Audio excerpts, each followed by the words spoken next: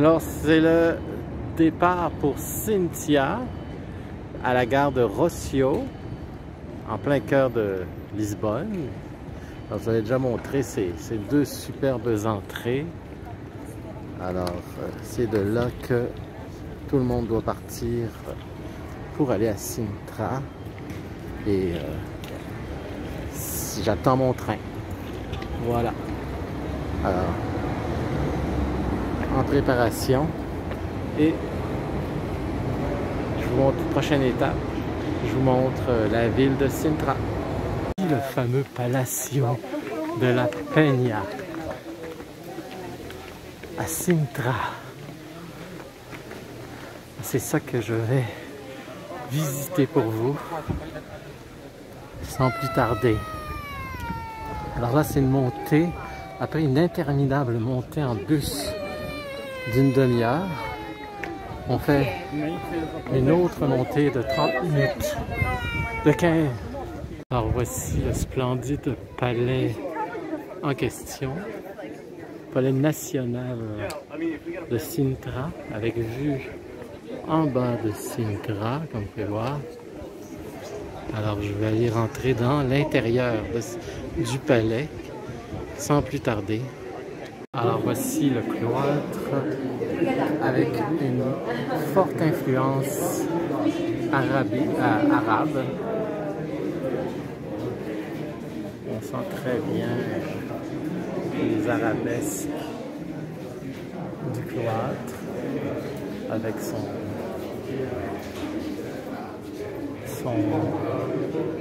côté portugais. Super vue de la tour ici, en contre-plongée. Ça vaut la peine de faire un zoom comme ceci. Voilà. Alors je continue. Ça ressemble à la salle à manger, même sans aucun doute. Regardez, avec les tasses de thé. La mosaïque est assez percutante, c'est le moins qu'on puisse dire. Les petites étoiles, on en voit de toutes les étoiles, comme on dit. Et cette salle à manger, vous voyez comment c'est très spécial, avec un toit très travaillé et très bas. C'est royal, avec une vue incroyable, vu qu'on est en hauteur.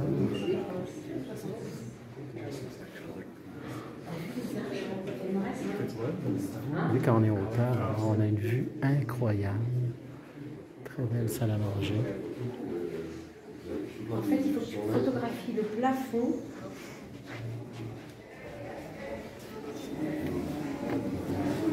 On revient dans le cloître. Il appelle ça un cloître, mais ce n'est pas on n'est pas dans un monastère. On est dans un palais royal. Et c'est le... J'imagine il y avait des hommes d'église qui s'y trouvaient. Autre vue du cloître, avec cette fameuse tour superbe, colorée, dans le plus pur style portugais.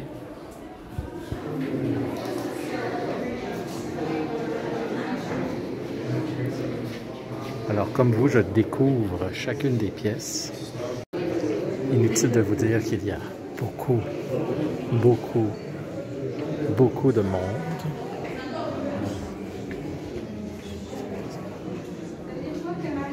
Ça ressemble à un salon ici. Un genre de petit boudoir. Avec des peintures un peu art nouveau.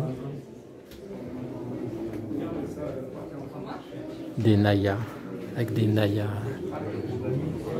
des femmes nues, comme vous pouvez voir ici.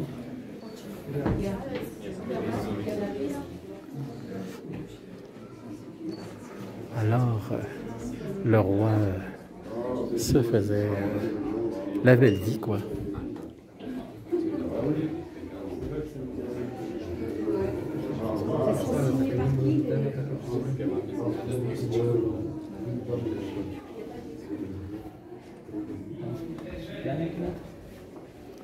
Une chambre.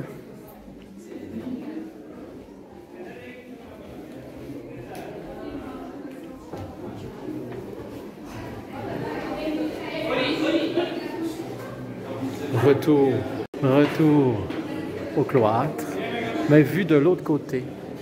Il y a une petite gargouille, vous voyez, une sympathique gargouille tête de lion, ici.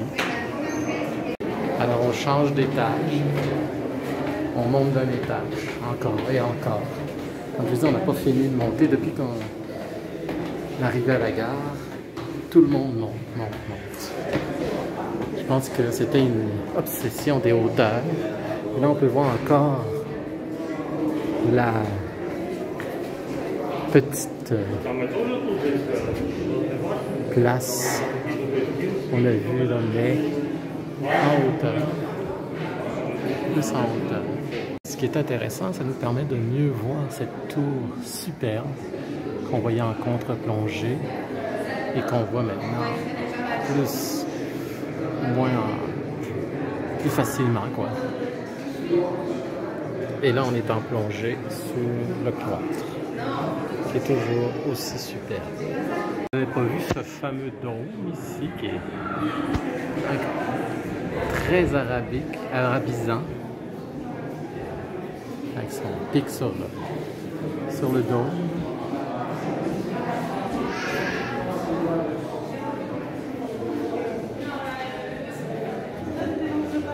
Alors on marche à la queue leu-leu parce qu'il y a tellement de monde. C'est une autre salle chambre à coucher. Le plafond est assez intéressant. Regardez, ça ressemble à du bois sculpté ici.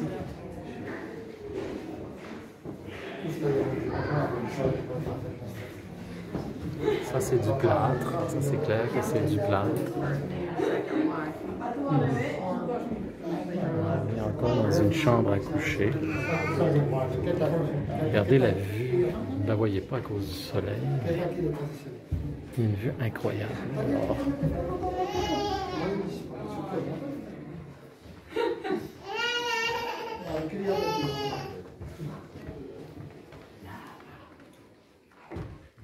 regardez-moi ce plafond. Incroyable plafond. C'est de toute beauté.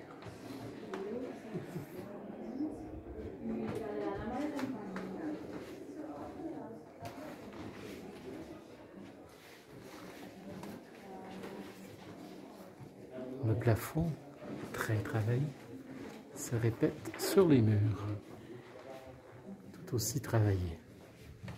Regardez ce plafond.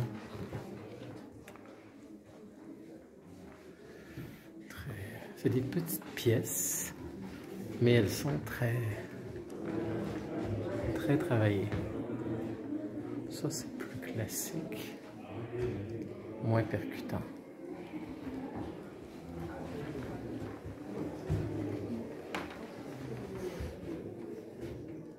Avec quelques peintures. Ça manque un peu de peinture. Tu sais, moi, je serais le roi. Il y aurait plus de peinture que ça. Ceux qui me connaissent savent que je fais de la peinture, alors c'est normal que je dise ça.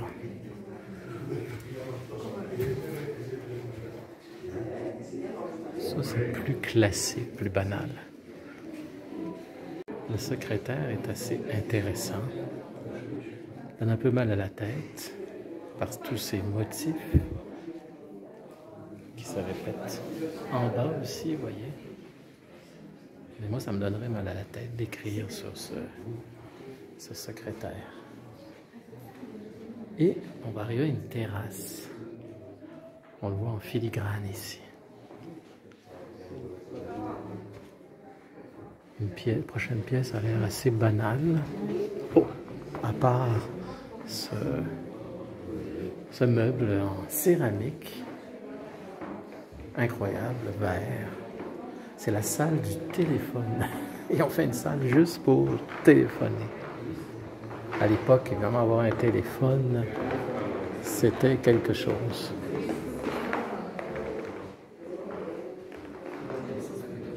J'imagine que c'est les bustes du roi.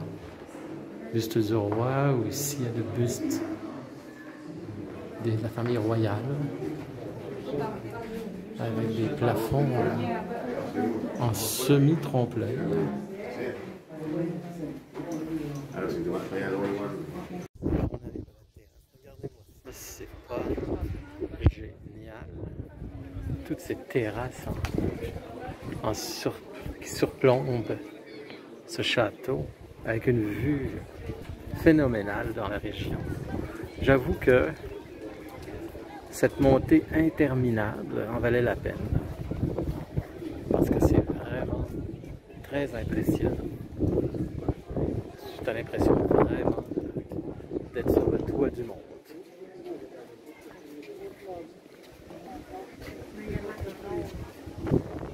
Ça, ce que vous voyez en bas, c'est les gens qui attendent pour rentrer. Pauvres autres. Ils ne vont pas rentrer. Regardez tout ce monde. Parce que tout le monde est calculé à la demi-heure près. Parce qu'il n'y a pas de place pour tout le monde. Alors, vous voyez ce dôme que je voyais tout à l'heure.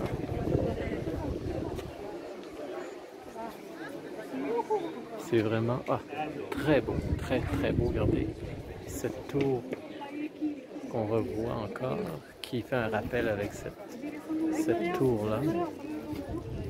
C'est vraiment super.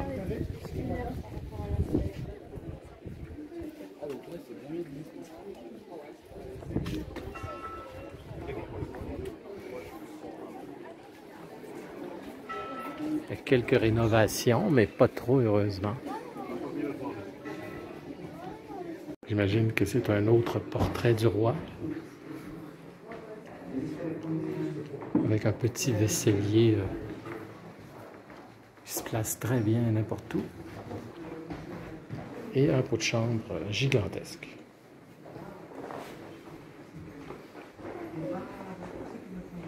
Un autre petit boudoir. C'est l'atelier de la comtesse Edla. C'est son atelier. Alors, elle travaillait ici. Si on parle d'atelier, ben donc on parle de travail. Je ne sais pas c'est quoi son travail, mais ses activités, ses hobbies, je ne sais pas. Ah oui, c'est un autre lieu pour foirer, comme on dit en bon québécois, avec le pouf. Les récamiers. C'est une salle pour fumer.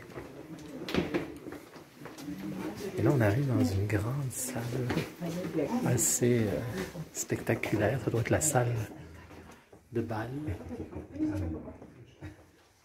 Un petit bouchon. Mais on va bientôt voir la salle de bal.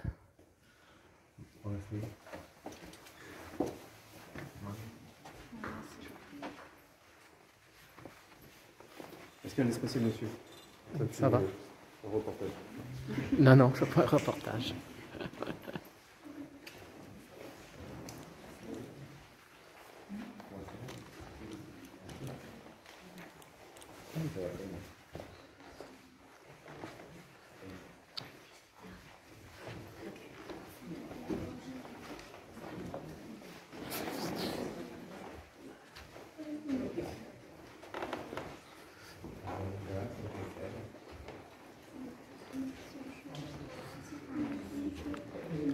Alors, beaucoup de pièces. Une multitude de pièces. Portugal, ils aiment ça. Ah, les plafonds est superbe.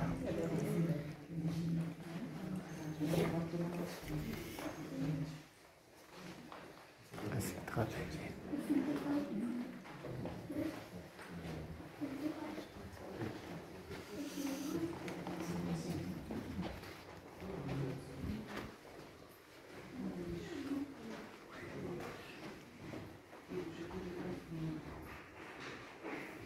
Alors le roi qu'on voit avec sa petite barbiche, c'est le roi Ferdinand II. C'est son palais. Alors, comme je ne connais pas l'histoire du Portugal. J'en apprends tous les jours. Ben, Ferdinand II me dit quelque chose, mais je connais pas toute son histoire. Alors, on appelle cette salle la salle de visite.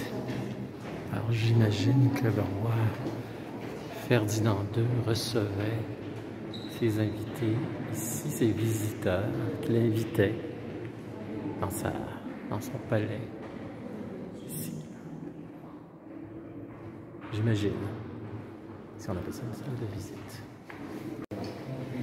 Alors, un des clous du palais, c'est cette fameuse cuisine. C'est rare qu'on voit des cuisines aussi bien conservées. Alors, c'est ici que les banquets se préparaient. Il y avait de la place et l'équipement qu'il fallait. Et j'imagine qu'il y avait des banquets dehors, comme ça. Alors nous sommes sur la terrasse avec une belle vue du palais.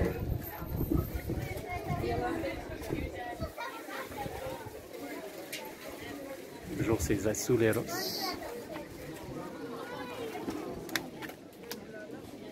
Et ces gros nuages gris. Bon, j'ai eu quelques nuages gris, mais... Alors, comme je disais, on est sous des gros nuages gris, mais il ne pleut pas. Fort heureusement, parce que je n'ai pas d'impair. Pas pensé d'amener un impair parce que il fait toujours beau au Portugal. À date, là, il n'a pas plu ni en Espagne, ni en France, ni au Portugal. Comme je dis, on est en période de sécheresse, c'est pas fini. Pareil qu'en France, c'est tout aussi pire. Donc, personne ne se méfie de la pluie. De toute façon, c'est une visite dans un château, donc on est à l'abri. Tout le monde est à l'abri. Regardez, c'est ça c'est l'entrée magistrale avec toutes ces azuleros.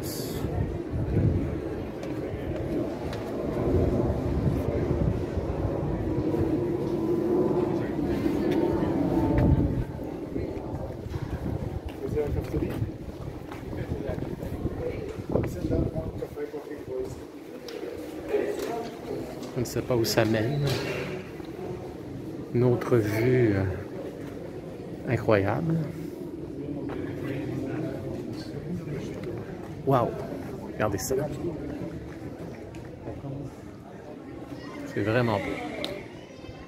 Vraiment très beau. Il y a beaucoup de choses à voir. Ça vaut vraiment le détour. Alors, c'est l'autre côté du mur Azuleros du château. Le soleil se montre un peu.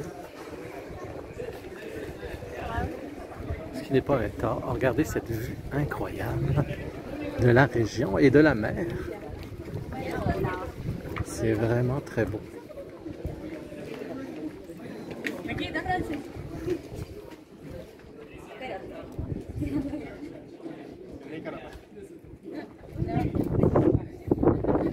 Vraiment très beau. Avec ses arches et la mer. Très bon choix pour faire un château.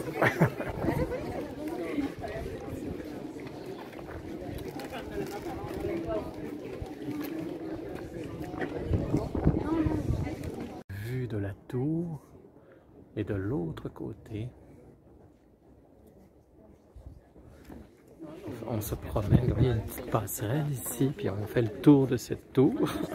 C'est drôle à dire, le tour de cette tour, pour ensuite se ramasser ici, avec la vue du château. Un autre château, vous voyez, est-ce que c'est l'ancien château? Je l'ignore, mais en tout cas, c'est un autre château qu'on peut visiter, mais plus ou moins intéressé, parce que des châteaux en ruine comme celui-là, est-ce que c'est vraiment intéressant à visiter. En tout cas, on le voit ici. Ça nous donne une bonne idée de ce que c'est. Vous l'avez ici. Alors, je fais une dernière vue panoramique de Sintra, de la région de Sintra plutôt, et de son château.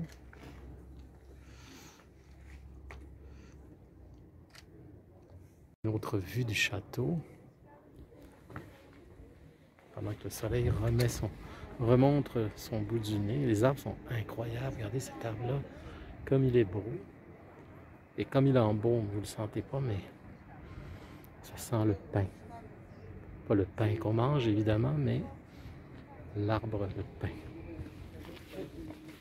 Tous les détails sont là. Vous voyez ces arbres et ces palmiers avec ces petits miradors tout mignons qui décorent le château. Tout est pensé. C'est vraiment très beau.